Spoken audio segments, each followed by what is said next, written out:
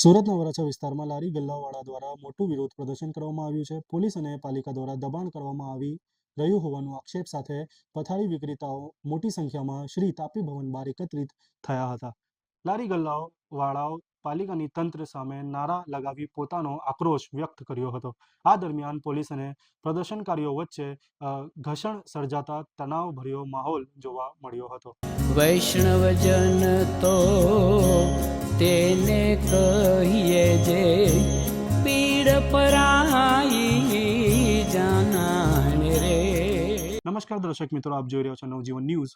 હું છું સાર્થક પટેલ ને વાત કરીએ સુરતના વરાછા વિસ્તારમાં છેલ્લા અમુક દિવસોથી પોલીસ અને પાલિકા દ્વારા લારી ગલ્લાવાળાઓ તથા તેમજ ત્યાં જે પણ પથારી વિક્રેતાઓ પર દબાણ કરવામાં આવી રહ્યું હોવાનું આક્ષેપો ઉઠી રહ્યા છે. અને આ મામલે નારાજ થયેલા જે પણ લારી ગલ્લાવાળા અને પથારી વિક્રેતાઓ આજે મોટી સંખ્યામાં જે છે તે શ્રી તાપી ભવન બહાર એકત્રિત થઈ પાલિકા તંત્ર સામે મોરચો માંડી વિરોધ નોંધાવ્યો હતો. પ્રદર્શન દરમિયાન મોટી સંખ્યામાં વેપારીઓ અને મહિલાઓ જે છે તે પણ હાજર રહી હતી. પ્રદર્શનકારીઓ બંને હાથમાં બેનરો લઈ લૂંટફાટ બંધ કરો, સુરતના પથારી વિક્રેતાની માંગ છે વ્યવસ્થા, ઘૂસ નહીં લો, ફી લો જેવી લખાણ સાથે પાલિકા તંત્ર સામે નારાજગી વ્યક્ત કરી હતી. આ ઉપરાંત હાય રે કમિશનર હાય હાય જેવા નારા પણ લગાવવામાં આવ્યા હતા.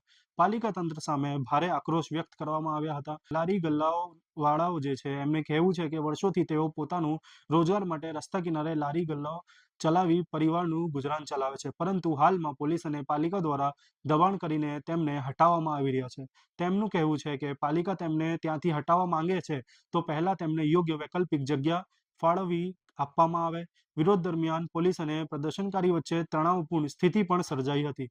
તો કેટલાક પ્રદર્શનકારીઓ આક્ષેપ કર્યો હતો કે શ્રી તાપી ભવન ખાતે ફરજ બજાવતી મહિલા માર્શલ દ્વારા મહિલાઓ સાથે જે છે તે મારઝોડ કરવામાં આવી હતી. આ ઘટનાને લઈ મહિલાઓમાં ભારે રોષ જોવા મળ્યો હતો અને મહિલાઓએ મહિલા માર્શલ વિરુદ્ધ હાઈકોર્ટમાં ફરિયાદ કરવાની ચીમકી પણ આપી છે.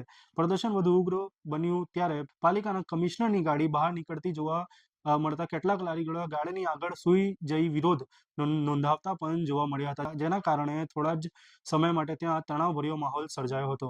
જો કે સમગ્ર વિરોધ પ્રદર્શન પગલે સુરત પાલિકા કમિશનર મુખ્ય દ્વારથી નહીં નીકળી પાછળના દ્વારથી નીકળી ગયા હોવાનું પણ જાણવા મળેલ છે, જેથી પ્રદર્શનકારીઓને સીધો સામનો ટાળી શકાય. આ સમગ્ર ઘટનાને લઈ પાલિકા તંત્ર અને લારી ગલ્લાવાળા દ્વારા વચ્ચે ઘર્ષણ અને તણાવ સર્જાયો હતો.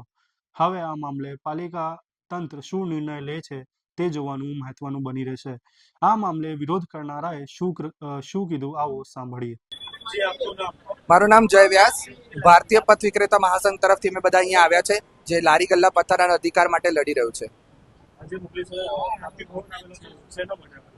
એમ તો તાપી ભવન જે હમણાં નામ બદલાઈ ગયું છે ત્યાં આવ્યા છે મ્યુનિસિપલ કમિશનરને મળવા કે આ જે કાનૂન છે 2014નો સ્ટ્રીટ વેન્ડર એક્ટ એ તમે લાગુ કેમ નથી કરતા. સ્ટ્રીટ વેન્ડર એક્ટમાં 11 વર્ષ પહેલા સ્પષ્ટપણે લખેલું છે કે તમામ લારી ગલ્લાવાળાને જ્યાં સુધી સર્વે ના થઈ જાય, તમામ પથારાવાળાને બધાને લાયસન્સ ના મળી જાય ત્યાં સુધી એ સ્ટ્રીટ વેન્ડ કોઈને હટાવી નહીં શકે કે નહીં પુનર્વસન કરી શકે. કલમ નંબર 3 તમે ખુદ વાંચી શકો છો. એ અમે લખીને આપેલી ડિસેમ્બરમાં, પણ અમારા પર અત્યાચાર થઈ રહ્યો છે.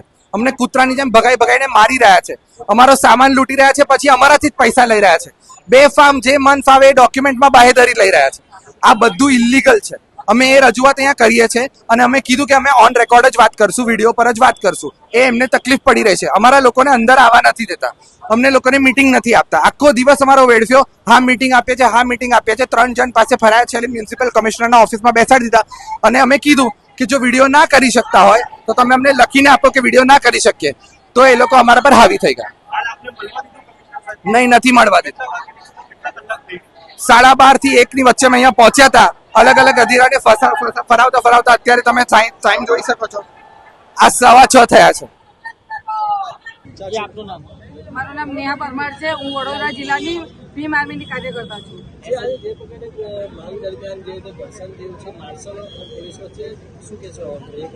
ઘર્ષણ થયું સાહેબ, અમે બપોરના 1 વાગ્યાના અહીંયા હાજર છે અને અમે સાહેબને મળવાની વાત કરી કે અમને સાહેબ જોડે મળાવો અને અમે વિડીયો લાઈવ કરી અને એમની સાથે વાત કરીશું. તો અમને ક્યાંના ગલ્લા દલ્લા જ કરાવ્યા એમ કહીએ ફૂટબોલ જ રમાડ્યા અમને વારા ઘડી પેલા સાહેબને મળો પેલા સાહેબને અને વિડીયો પર વાત નહીં થાય આવી જાણ કરી આ કાયદેસર ગુનો છે એવું કહેવામાં આવ્યું હતું. જયારે સાહેબનો વિડીયો આમાં નાખવામાં આવ્યો છે નાયક સાહેબનો કે એમણે ચોખ્ખા શબ્દમાં કહી દીધું કે વિડીયો નહીં બનાવવાનો. એટલે પૂછવામાં આવ્યું કે તમે કહો છો તો કે અમે બંને એવું જ કહીએ. જયારે સુપ્રીમ કોર્ટનો ઓર્ડર છે કે આપણે વિડીયો ગમે ત્યાં બનાવી શકીએ છીએ એ ગમે તે કારણ કે આપણને લાગે કે અબ્રધર થવાનું છે એટલે આપણે વિડીયો બનાવી શકીએ. એ કલમ 115 અને 129 મુજબ PSN ની કલમ છે કે આપણે બનાવી શકીએ છીએ. તેમ છતાં પણ સવારના અમને ગલત અલા કરે છે. હમણાં લેખિતમાં આપીએ નથી, એ લેખિતમાં આપતા આજે 4 મહિના થયા લેખિતમાં પણ નથી આપતા. આજે અમારે રજૂઆત કરવાયેલા બધી પણ એમ જતા રજૂઆત સાંભળી નથી એ લોકોએ અમારી. અને આજે જે ઘર્ષણ થયું છે ઓલરેડી આમાં કાયદેસર જોવા જઈએ તો સિક્યુરિટી આ રીતનું ઘર્ષણ કરવાનું ન હોય અમારી જોડે, પરંતુ લેડીઝ સિક્યુરિટી અમારી જોડે ઘર્ષણ કર્યું છે. અને હજુ તો મને ખબર નથી પણ મને અમુક જગ્યાએ વાગ્યું એવું લાગે છે તો હું પોલીસ કે EPR નંબર દવાખાનામાં પડાવીશ અને 6 લેડીઝ વિરુદ્ધમાં ફરિયાદ કરીશ. કારણ કે પોલીસની જોડે લેડીઝ પોલીસ આવવી જોઈએ એમ. અને લેડીઝ પોલીસ લેડીઝ હોય એ જ હાથ લગાડી એની જગ્યાએ જેન્ટ્સ પોલીસે પણ લેડીઝોને ઘસેડી છે. અને એવી પણ લેડીઝો કે જેમણે સાડી પહેરી છે એવી લેડીઝોને પણ લેડીઝ પોલીસ પેલા જે સિક્યુરિટીની લેડીઝો છે એમણે ઘસેડી છે. પોલીસ વાળાઓએ લેડીઝોને લાતો પણ મારી છે એ મેં નજરે જોયું છે. સિક્યુરિટી વાળી લેડીઝોએ લાતો મારી છે એ પણ જોયું છે. એટલે કાયદેસર જો પોલીસ સ્ટેશનમાં FIR નહીં થાય તો હું કોર્ટમાં ફરિયાદ કરીશ. પણ એ 6 લેડીઝ અને જે પોલીસ વાળા હતા એમના વિરુદ્ધમાં કાયદેસર ફરિયાદ કરીશ. આ સમગ્ર ઘટનાને લઈ લારી ગલ્લાવાળા અને પાલિકા તંત્ર વચ્ચે તણાવભર્યો માહોલ સર્જાયો હતો.